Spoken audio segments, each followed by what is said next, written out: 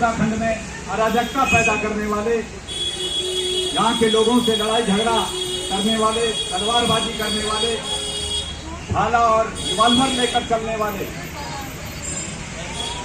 ये तीर्थयात्री नहीं हो सकते।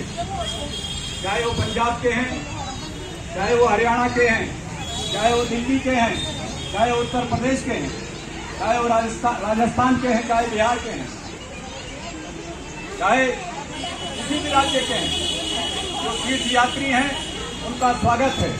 लेकिन पहाड़ी राज्य उत्तराखंड में पहाड़ियों के स्वाभिमान के लिए पहाड़ियों को गाली जो देगा, उन हुड़दंगियों का, उन आतंक फैलाने वालों का और यहाँ गुंडागर्दी करने वालों का उत्तराखंड की जनता, उत्तराखंड का युवा, उत्तराखंड की मातृशक्ति और उत्तराखंड के लोग पुरजोर जवाब देंगे।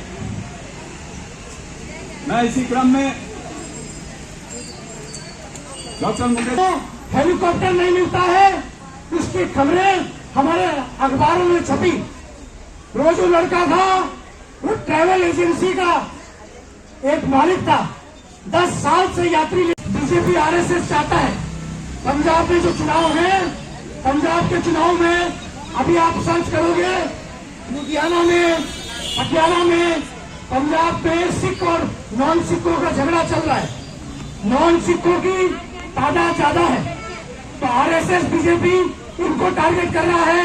और सिख कभी भी पंजाब में बीजेपी को एंट्री नहीं देते थे, तो बंगाल चुनाव के बाद उनका टारगेट अब पंजाब है। इसके लिए वो रुखसार है, और रुखसाहट में हमारे कुछ साथी भी कि देख लेंगे, उनके पास तलवार है तो हमारे पास भी है, उनकी पंजाब रेजिमेंट है तो हमारी गढ़वाल राइफल है। ऐसे तरह की बयानबाजी से फायदा उन्हीं का है। हमारी लड़ाई है अव्यवस्था के कारण। यहाँ इस सरकार ने अव्यवस्था करी हुई है। सरकार ने अपने संसाधन खुद जुटाने होंगे, अपनी माँ बहनों की इज्जत बचाने के लिए, अपने भाई बहनों के प्राण बचाने के लिए और अपना परिवार बचाने के लिए अपनी सुरक्षा उत्तराखंड के लोगों को आज इन परिस्थितियों में खुद करनी होगी। और उसके 2 दिन बाद जो है रुद्रप्रयाग नवरात्रों में हमारे सिख समाज के पवित्र धाम, पवित्र स्थान गुरुद्वारा में कुछ निहंगों के भेष में हुड़दंगी जो है कब्जा कर लेते हैं। और यहाँ मुझे लगता है कि ये चीजें अचानक नहीं हुई है, ये कहीं न कहीं भारतीय जनता पार्टी की साजिश है। हमारे पहाड़ी राज्य उत्तराखंड एवं सिख समाज के बीच आपसी सांप्रदायिक दंगा फैलाने का साधन है, क्योंकि भारतीय जनता पार्टी ऐसी पार्टी है जो नफरत के दम पे, जो किसी भी प्रकार के सांप्रदायिक दंगों के दम पे ही सत्ता में बैठी हुई है। इनका कोई अपना आइडियोलॉजी नहीं है।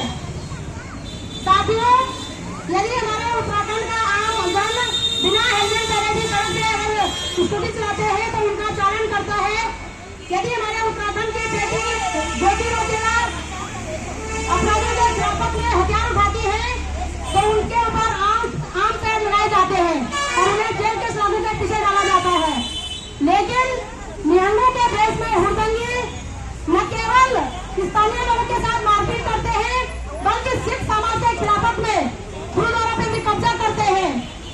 शासन प्रशासन के खिलाफत में उनके भी पथराव करते हैं, संविधान का उल्लंघन करते हैं, कानून व्यवस्था का मजाक बनाते हैं।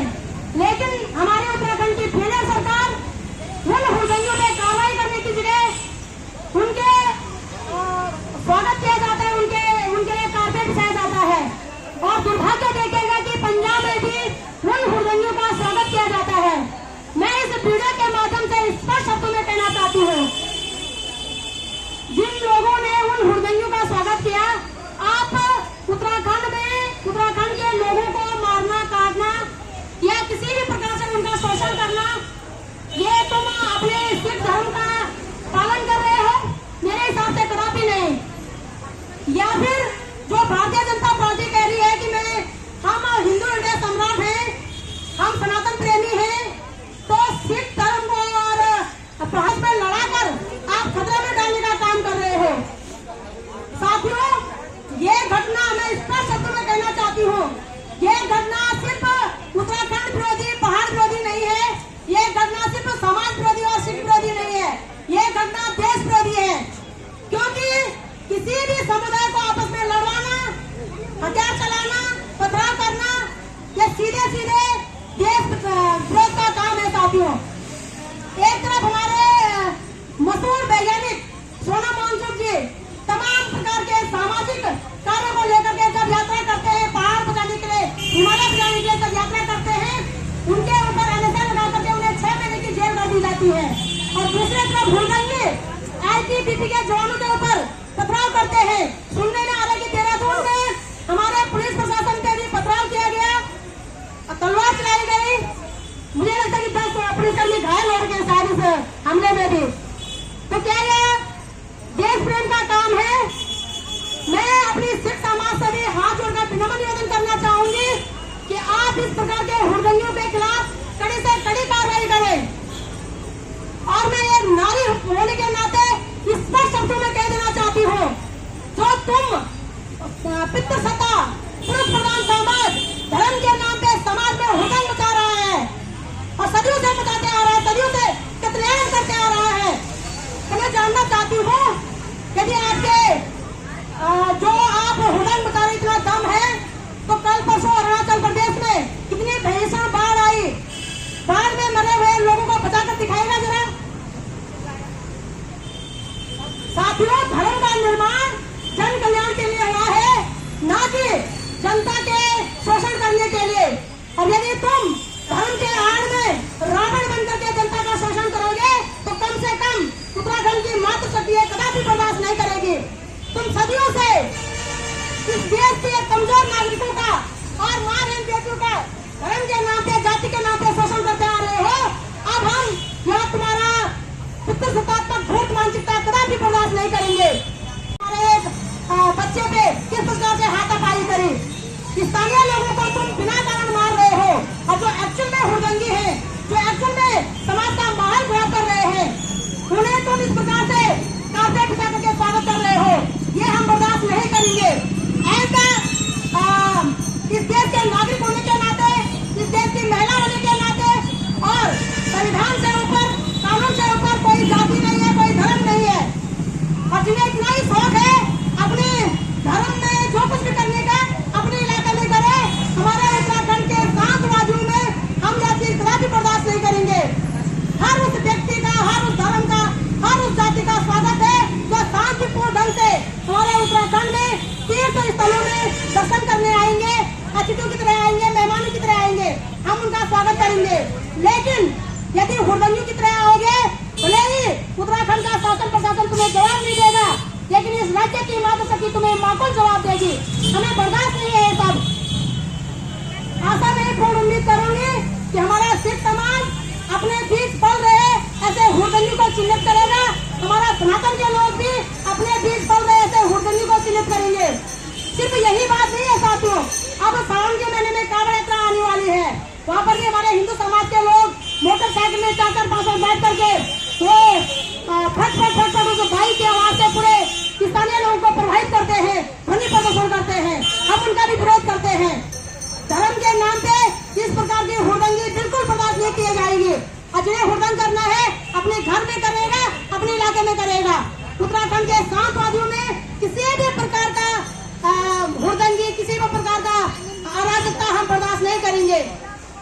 आशा नहीं, पूर्ण उम्मीद करूंगी कि स्थानीय लोग भी जागेंगे। और मैं कहना चाहूंगी स्थानीय लोगों को कि मेरे भाई बहनों, सभी धर्मों का पालन करना, सभी धर्मों का सम्मान करना, ये सौहार्द का विषय है, प्रेम का विषय है। लेकिन अपने अपमान बर्दाश्त करना ये कायरता है, और हम कायर नहीं है। मैं अपने सिख समाज के लोगों से भी कहना चाहूंगी, मेरे भाई बहनों, हम उस स्थल पे खड़े हुए हैं जहाँ पे हमारे वीर चंद्र सिंह गढ़वाली जी का स्मारक है, जिन्होंने अंग्रेजी हुकूमत के सामने अपने लोगों पे हथियार चलाने से मना कर दिया था। और आज आप लोग पहाड़ियों पे हथियार चलाने का जो है उसे तुम जस्टिफाई कर रहे हो, ये बर्दाश्त नहीं किया जाएगा। माधव सिंह भंडारी क्षमा चाहती हूँ, वीर चंद्र सिंह गढ़वाली जी ने पूरे विश्व को संदेश दिया कि यदि कोई आम नागरिक अपनी हक हकूक के लिए लड़ाई लड़ रहे हैं तो हम उनके हथियार नहीं उठाएंगे।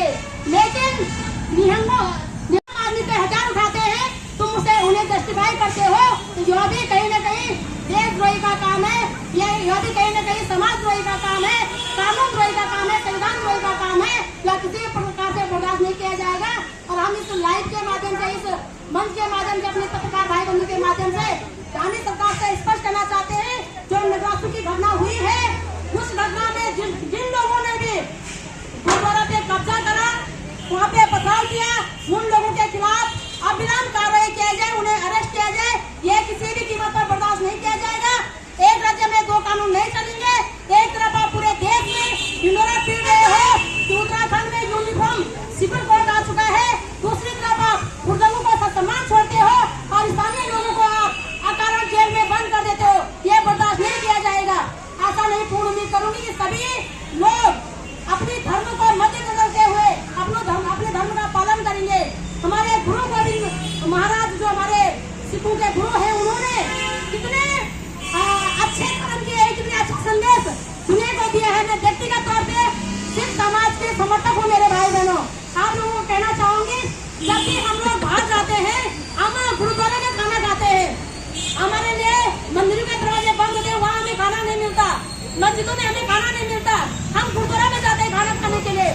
जब भी हम किसी आंदोलन में या किसी भी काम से जाते हैं, लेकिन इसका जो कदापि नहीं है कि हम धर्म के आड़ में किसी न किसी कम्युनिटी को, किसी क्षेत्र को या किसी राज्य को ठेस पहुंचाने का काम करेंगे। और ये देवों की भूमि है, ये वीरों की भूमि है, इस भूमि का इज्जत होनी चाहिए। अब मैं एक बात फिर से कह दूं कि जो पहाड़ के नाम पे ये कह रहे हैं कि क्षेत्रवाद हो रहा है, ये पहाड़ सिर्फ पहाड़ का स्वाभिमान नहीं है, ये पहाड़ जो है, जो हमारे मैदानी इलाके हैं, उनका भी जीवनदायिनी है। क्योंकि मैदानी इलाकों की जो भूमि सींची जाती है, जहाँ अनाज उगाया जाता है, पहाड़ों से, हिमालय से निकलने वाली गंगा, जमुना, यमुना, ब्रह्मपुत्र, सरस्वती, सभी जो नदियाँ हैं, वही हमारे प्लेन्स को सींचने का काम करते हैं। तो पहाड़ का अर्थ सिर्फ उत्तराखंडी नहीं होता, पहाड़ का अर्थ सिर्फ पहाड़ी नहीं होता, पहाड़ का अर्थ है देश के प्रत्येक नागरिक को जीवन देना, प्रत्येक नागरिक का रक्षा करना। इसलिए जब हम पहाड़ी बोलते हैं, हम क्षेत्र विशेष की बात नहीं करते, हम व्यक्ति विशेष की बात नहीं करते, हम सीधे निडरता का और पालन का और रक्षा का बात करते हैं साथियों। तो ये पहाड़ पूरे भारत के रक्षा